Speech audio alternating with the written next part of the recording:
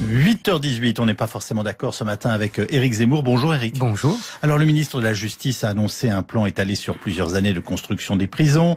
Jean-Jacques Urvoas évalue les besoins entre 10 000 et 16 000 places et il demande au Premier ministre 1,1 milliard pour lancer une première vague de construction. Eh oui, c'est comme au Monopoly. On vous distribue de l'argent, vous le dépensez, construisez des maisons, des hôtels, vous passez par la case prison ou vous ne passez pas par la case prison. Vous gagnez, vous perdez, vous êtes riche, vous êtes ruiné. Peu importe. Tout est faux, factice. Ce n'est qu'un jeu. Mais les plans de construction des prisons, c'est pareil. C'est faux, factice, c'est un jeu. Un plan de Monopoly. Le ministre de la Justice sous Hollande joue au même Monopoly que son prédécesseur sous Sarkozy. 1 an avant la fin du quinquennat, il annonce un grand plan de construction des prisons. Jongle avec les nombres de places et les milliards d'euros. Chacun sait qu'il n'aura pas à le mettre en œuvre. Chacun sait qu'il n'y a pas d'argent. Chacun sait qu'au début du quinquennat, on a fait exactement l'inverse, en refusant de construire des prisons et en rédigeant des lois qui libéraient le plus possible de petits délinquants.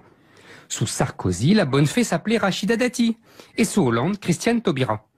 Mais depuis, on a compris que petits délinquants peuvent devenir grands, peuvent même devenir djihadistes, peuvent tuer en masse avec une kalachnikov ou un camion. La sagesse populaire disait jadis: qui vole un œuf, vole un bœuf. Mais cette question des places de prison revient régulièrement dans le débat public, Éric.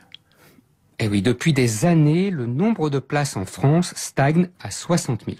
Pour une population équivalente, il y en a 100 000 en Grande-Bretagne.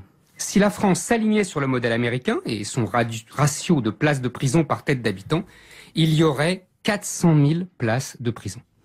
Les Américains ont compris depuis longtemps que le corollaire d'une société de liberté, une société liquide, disent certains philosophes, c'est-à-dire où les structures traditionnelles, famille, église, école, quartier, ne contrôlent plus l'individu, et il ne reste que l'enfermement comme ultime garantie de la sécurité de tous.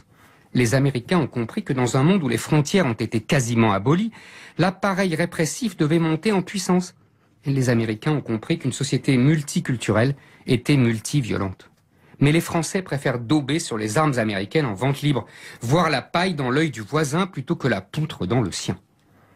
La gauche française continue de croire que les prisonniers sont les véritables victimes, victimes des inégalités sociales, des discriminations raciales. La gauche voit toujours les prisonniers avec les yeux compatissants de Victor Hugo pour Jean Valjean. Mais Jean Valjean s'amendait en restituant les chandeliers volés à l'église. Les Jean Valjean d'aujourd'hui rachètent leurs péchés en tuant les infidèles au cri d'Allah Akbar. La droite française a l'habitude d'obéir aux diktats idéologiques de la gauche et ne se révolte qu'en période électorale. Aucun maire de droite ou de gauche, de petite ou de grande commune ne veut de prison chez lui. Et les technocrates de droite et de gauche ont pris l'habitude de considérer le budget de la justice comme une des variables d'ajustement d'un budget public en déficit chronique.